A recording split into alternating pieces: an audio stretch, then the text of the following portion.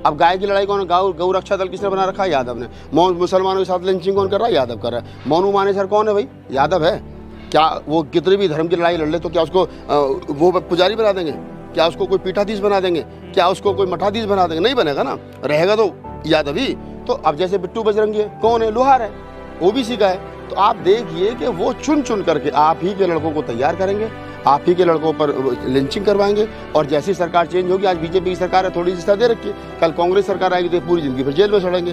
तो जरूरत यह है कि ब्राह्मणवाद से अपने बच्चों को बचाया जाए, अपनी पीढ़ियों को बचाया जाए, अपनी नस्लों को बचाया जाए, अपने इतिहास को, अपने संस्कारों को और अपने महापुरुषों के वैज्ञानिक सोच को बचाया जाए, संविधान को बचाया जाए। अगर ये सब कुछ बच गया तो शायद कोई बच जाएगा, ना तो कुछ नहीं। ये कहीं ना कहीं मनुस्मृति को लागू करने वाला काम चल रहा है। और इस देश में जो भी हो रहा है इसके लिए मैं स्पष्ट रूप से कहता हूँ, ओबीसी जिम्मेदार है, बैकवर्ड जिम्मेदार है। जब तक बैकवर्ड नहीं पढ़ेगा, नहीं आगे बढ़ेगा, नहीं लड़ेगा, तब तक कुछ होने वाला है। अरे 10वीं और 12वीं से ऊपर जाते नहीं है। 12वीं कर ली चल पुलिस में, 10वीं कर ली चल फौज में।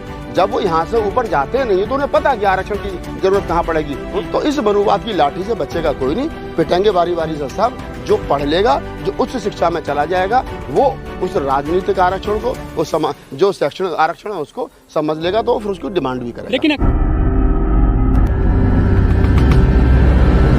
पाल जी, महिला आरक्षण बिल को लेकर अब जो एससी हैं वो पिछड़ों की आवाज बनने लगे हैं। वो कह रहे हैं कि ओबीसी महिलाओं को आरक्षण दीजिए।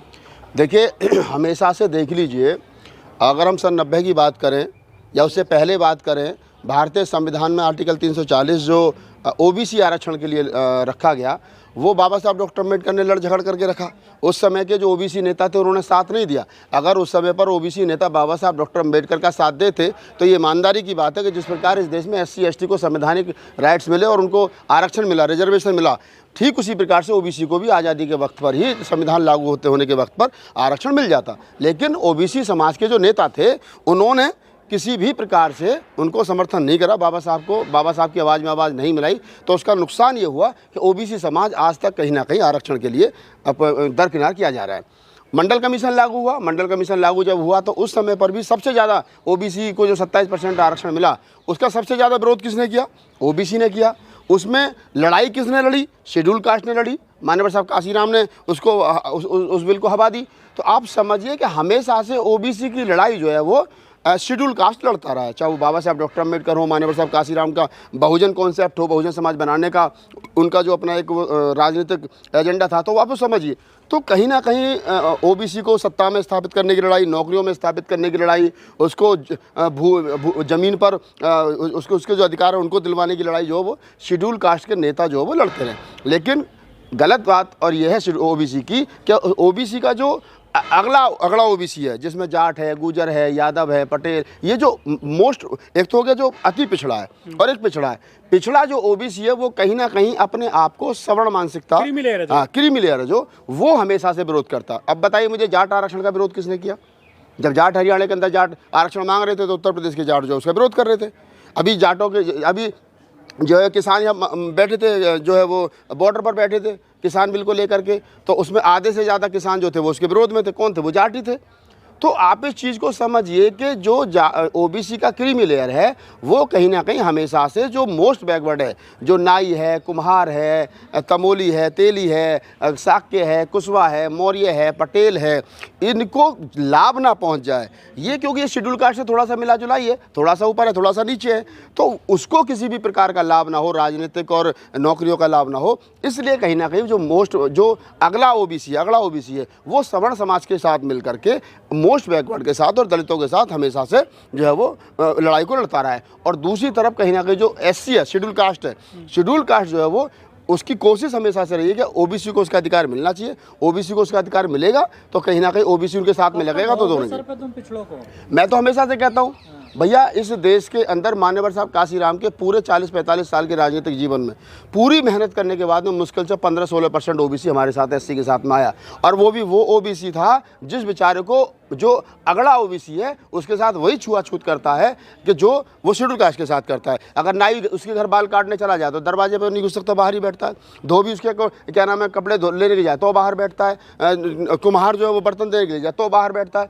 तो वो जो अगला ओबीसी है अगड़ा ओबीसी जो है, जो सवर्ण मानसिकता का ओबीसी है, वो मोस्ट बैकवर्ड के साथ, अति पिछड़े बैकवर्ड के साथ में वही बिहेव करता है जो सवर्ण जो है उसके साथ करता है। तो ये सच्चाई है। जो अगड़ा ओबीसी है वो कहीं ना कहीं इस रोड इसका बाधा बना हुआ है। तो मानने को तैयार नहीं अपने आप को पिछड़ा, तो मैं वही कह रहा हूँ कि वो मानने को तैयार नहीं है। मानेंगे, अब नहीं मानेंगे, 10 साल बाद मानेंगे। मानना तो पड़ेगा। देखो केंद्र जी, जो लोग ये करेंगे मान नहीं रहे, आप समझिए, अगर वो अपने आप को ओबीसी समझता है, अगर वो आपको अपने आप को सवर्ण कहता है, सवर्ण समझता है, हम तो हमारे पास कोई कमी नहीं है। मान लिया तुम्हारे पास में खेत खलियान है, ट्रांसपोर्ट का तुम्हारा काम है, अच्छे बिजनेस उद्योग धंधे तुम्हारे पास में है, तुम्हारे साथ छुआछूत नहीं होती है, लेकिन ब्राह्मणवाद की मार से, ब्राह्मणवाद की लाठी से बचेगा कोई नहीं। पिटेंगे बारी बारी से सब। अभी आप देख लीजिए, जो जाति हरियाणा में, जाट जाति अपने आप को बहुत मजबूत और दबंग मानती थी, आज एक ठाकुर सांसद की वजह से उनकी बेटियों को, गोल्ड मेडलिस्ट बेटियों को धरने पर, जंतर मंतर पर बैठना पड़ा और कहा कि भी हमें न्याय दो, और बाद में न्याय तो मिलना दूर, उनको वहाँ से खदेड़ दिया गया जैसे कुत्ते बिल्लियों को खदेड़ देते हैं। तो जो लोग अपने आप को ये समझते हैं कि हम तो साहब जाट हैं, हम तो बड़े मजबूत हैं, हम तो साहब दूसरे सिंह हैं, हम तो बड़े मजबूत हैं, हम तो गुर्जर हैं, बड़े मजबूत हैं, इस मनुवादी सिस्टम में सब शूद्र हैं, बचेगा कोई नहीं। बेहतर यही है कि जितने जल्दी से जल्दी हो सकता है लोग जो है उस सिस्टम को समझ लें, और समझने के बाद में जो अपने महापुरुष हैं, अब जिस दिन इस देश का जाट जो भगत सिंह को पढ़ना शुरू कर देगा, चौधरी महाराज सिंह, सर छोटू राम को पढ़ना शुरू कर देगा, तो उसके दिमाग से गुलामी निकल जाएगी, उसके दिमाग से मनुवाद निकल जाएगा। लेकिन जब तक वो अपने महापुरुषों को नहीं पढ़ेगा, तब तक उसी गुलामी को ढोता रहेगा, तब तक उसी मनुवाद को धोता रहेगा, तब तक उसी पाखंड बात को ढोता रहेगा। ठीक उसी प्रकार अगर हम करें बात, आपकी देख लीजिए कि हम बघेलों की बात करें, वो पेरियार रामास्वामी नायकर को पढ़ लें, कोली और मालियों की बात करें तो वो फूले साहब को पढ़ना शुरू कर दें। तो जब तक मोस्ट बैकवर्ड और बैकवर्ड की जो जातियां हैं वो ब्राह्मणों के द्वारा, मनुवादियों के द्वारा जो किताबें उनको पढ़ाई जा रही हैं, उन किताबों को छोड़ करके उन किताबों को नहीं पढ़ेंगी जो किताबें उनके पुरखों ने लिखी हैं, या जो बात उनके पुरखे कह करके गए, जो बात कबीर, नानक, रैदास, फूले, साहू जी महाराज, जो पटेल, कुर्मी सब यही तो थे। फूले साहब कौन थे? माली थे। चौधरी महाराज सिंह भारती कौन थे? जाट थे। भगत सिंह कौन थे? जाट थे। अरे तुम अपने वालों की मान लो, अम्बेडकर को छोड़ दो। जब तुम इनको पढ़ लोगे तो अम्बेडकर को अपने आप मान लो। लेकिन अखिलेश जी पिछड़े आरक्षण सिर्फ यही समझते हैं कि दलितों का आरक्षण। देखिए, मैं पता ही नहीं कि उनको वो बेचारे 10वीं और 12वीं से ऊपर जाते नहीं है।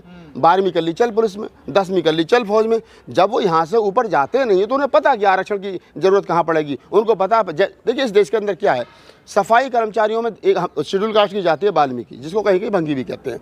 आप समझिए कि जो वाल्मीकि जाति है वो सफाई का काम करती है। अब एमसीडी में या दूसरे सफाई विभागों में उसकी 100% भर्ती है, सफाई का काम दूसरा तो करेगा नहीं, तो उसे पता ही नहीं आरक्षण की जरूरत क्या है या नहीं है। उसको पता है मेरा काम है, मैं ही करूँगा। अब पुलिस का काम है, लड़ने मरने का काम है, फौज में जाने का काम है, तो कौन जा रहा है? जाट जा रहा है, गुजर जा रहा है, पटेल तो ये जो मोस्ट बैकवर्ड की जाती है वो ठाकुर जा रहा है। वो उन्हें पता है कि यहाँ तो हम ही रहेंगे, वहाँ जाट बटालियन है, वहाँ और दूसरी बटालियन है, तो उनका अपना वर्चस्व है। उनका वर्चस्व तो उन्हें लगता नहीं। लेकिन जब आप इस परिपाटी से ऊपर उठोगे और जब आप जाओगे, प्रोफेसर बनोगे, इंजीनियर बनोगे, डॉक्टर बनोगे, तब आपको लगेगा यार मैं प्रोफेसर मैं बन गया, लेकिन मुझसे जूनियर वाला वाइस चांसलर क्यों बन गया, मैं क्यों नहीं बना? तब उसको जाकर के लगेगा कि मेरा जो जूनियर था वो मुझसे आगे क्यों निकल गया, क्योंकि वो ब्राह्मण था, तू ओबीसी है। तो जब तक ये लोग, जैसे यादव है, यादव कहीं कहीं जाने लगा है, पहुंचने लगा है, तो यादव को पता है कि मेरा जाति के आधार पर शोषण हो रहा है, और शोषण हो रहा है तो वो बोलता है। अब बोल रहा है तो यादव भी कहीं ना कहीं मनुवाद के टारगेट पर है। तो इस मनुवाद की लाठी से बचेगा कोई नहीं, पिटेंगे बारी बारी से सब। जो पढ़ लेगा, जो उच्च शिक्षा में चला जाएगा, वो उस राजनीतिक आरक्षण को, उस जो शैक्षणिक आरक्षण है उसको समझ लेगा, तो फिर उसको डिमांड भी करेगा। लेकिन अखिलेश यादव जब कुर्सी से हटे थे तो उनका जो ऑफिसर धुलवाया गया था गौमूत्र से, लेकिन उन्होंने एक बात और कही थी कि हमें 100 फुट ऊंची परशुराम की जो है प्रतिमा बनाएंगे। वो तो खुद ब्राह्मणवाद को सपोर्ट करते हैं, ओबीसी हैं वो भी। ये बात तो बहन जी ने भी कही थी कि जब हमारी सरकार आएगी तो हम परशुराम की एक मूर्ति और बड़ी मूर्ति लगाएंगे। तो वो राजनीतिक बयान है। ब्राह्मणों का उत्तर प्रदेश का लगभग 10% वोट है, तो 10% वोट को लुभाने के लिए वो चाहे परशुराम की 200 फुट ऊँची मूर्ति लगा दें, 500 फुट ऊँची लगाए, वोट तो ब्राह्मण दे नहीं, वोट तो ब्राह्मण बीजेपी को देगा। जब वो अपनी 100 साल पुरानी पार्टी कांग्रेस को छोड़ करके हिंदुत्व के चक्कर में बीजेपी के साथ आ सकता है, तो भाई तुम कौन हो? तुम कितने भी जय श्री राम के नारे लगा लो, तुम कुछ भी कर लो, नकली तो नकली रहेगा, कॉपी तो कॉपी रहेगा। जब आदमी के सामने देसी घी खाने को है तो वो डालडा क्यों खाएगा? लेकिन विनय कटियार, कल्याण सिंह, उमा भारती, कपिल गुर्जर, और चाहे मोनू बजरंगी, मोनू लुहार, मोनू यादव, बिट्टू बजरंगी, ये तो सारे ओबीसी हैं, धर्म की लड़ाई लड़ रहे हैं। तो मैं वही बता रहा हूँ कि ब्राह्मणवाद करता क्या है कि वो जो ओबीसी की जाति है, अब यादव को गाय से जोड़ दिया, कह रहे आप तो गौ पालक हैं, आप गाय की रक्षा नहीं करोगे तो कौन करोगे? हैं गाय पालक, पशु पालक हो तुम तो। अब गाय की लड़ाई कौन? गौ रक्षा दल किसने बना रखा है? यादव ने। मुसलमानों के साथ लिंचिंग कौन कर रहा है? यादव कर रहा है। मोनू मानेसर कौन है भाई? यादव है। क्या वो कितनी भी धर्म की लड़ाई लड़ ले तो क्या उसको वो पुजारी बना देंगे?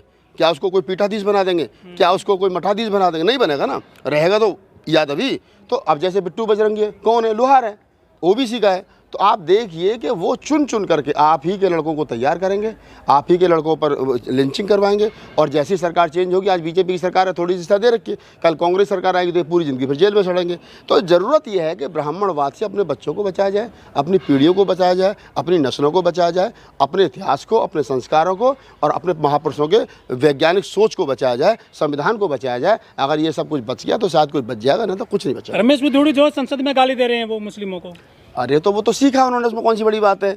देखिए बीजेपी का चाल और चरित्र ये है कि जो दलितों को बेहतर गाली देगा, जो बीजेपी को क्या नाम है, जो मुसलमानों को बेहतर गाली देगा, बीजेपी उसे सांसद बनाएगी, एमएलए एमपी बनाएगी, मिनिस्टर बनाएगी। जिस प्रकार रमेश बिधूड़ी ने दानिश अली को गालियां दी भरे सदन में और पूरा सदन हंस रहा था, अब क्या हो रहा है कि अब जो है वो कहीं ना कहीं उसको प्रमोशन करके राजस्थान चुनाव प्रभारी बना दिया गया। तो वो सारी चीज़ें हैं। राजस्थान में सचिन पायलट गुर्जर कम्युनिटी से आते हैं, वो कांग्रेस में, वहाँ गुर्जर को गुर्जर से मरवाने के लिए एक गुर्जर की ज़रूरत थी। रमेश बिधूड़ी गुर्जर चेहरा के रूप में अब कहीं ना कहीं प्रसिद्ध हो गए। क्या भाई मुसलमान को गाली बकी है, हिंदू और वो भी गुर्जर, तो फिर उनके सामने पायलट गुर्जर कैसे चल जाएगा सचिन पायलट। तो एक गुर्जर को दूसरे गुर्जर से कैसे लड़वाया जाए, अब वो आप राजस्थान में जाकर के देख लेना। तो वो वहाँ पर सिर्फ सचिन पायलट की जो लोकसभा, सचिन पायलट का जो क्षेत्र है, वहाँ गुर्जर वोट को किस प्रकार से वो बीजेपी में ट्रांसफर कर सकते हैं, वो उतनी लड़ाई है और कुछ नहीं है। लोग कह रहे हैं कि जो किट्टी पार्टी में महिलाएं जाती हैं उनके लिए आरक्षण आया है ये, और जो ओबीसी की महिलाएं खेत क्यार में काम करती हैं वो नहीं पहुँच पाएंगी संसद में। तो और वो गलत क्या कह रहे हैं? अभी तक जिन उद्योगपतियों के पास में, जिन सवर्ण लोगों के पास में अथाह पैसा था, वो इधर उधर अपने फ्रेंड सर्कल में उनकी पत्नियां, उनकी बेटियां, उनकी भाभी, उनकी चाची, उनकी ताई किट्टी पार्टियां करती घूमती थी। आज जब उनके पास में पैसा आ गया तो वो किसी पार्टी से सेटिंग करेंगे, क्या महिला के लिए सीट रिजर्व हमारी पत्नी को दे दो। अब वो भाषण तो वहाँ दे लेती थी अच्छा खासा किट्टी पार्टी में, 5 स्टार होटल में बैठ करके, बियर बार में बैठ करके, कोई दिक्कत थोड़ा ही थी। अब वहाँ जा करके वो सदन में चली जाएगी। तो पैसे का खेल है। ओबीसी का आरक्षण नहीं है, ओबीसी बोल नहीं रहा है क्योंकि ओबीसी को आरक्षण चाहिए नहीं। तो सवर्ण समाज की ये एक तरीके से जो महिला आरक्षण मिलाया, ये ठीक उसी प्रकार से है जिस प्रकार से ईडब्ल्यूएस सवर्णों के लिए ईडब्ल्यूएस आया था, 10% उनका पक्का हो गया। अब ये जो 33% आया, 33% में से जितनी महिलाएं चुनी जाएंगी, एससी का काट के एससी में दे दिया। अब जो बाकी है उनमें देख लेना कि तुम जो है कितना देख रहे हो, कितना समझ रहे हो, उसमें से कितनी ओबीसी की महिला चुन करके जाएंगी। एक नहीं जाए चुन करके, सारी सवर्ण महिला जाएंगी। तो ये कहीं ना कहीं मनुस्मृति को लागू करने वाला काम चल रहा है। और इस देश में जो भी हो रहा है इसके लिए मैं स्पष्ट रूप से कहता हूँ, ओबीसी जिम्मेदार है, बैकवर्ड जिम्मेदार है। जब तक बैकवर्ड नहीं पढ़ेगा, नहीं आगे बढ़ेगा, नहीं लड़ेगा, तब तक कुछ होने वाला है।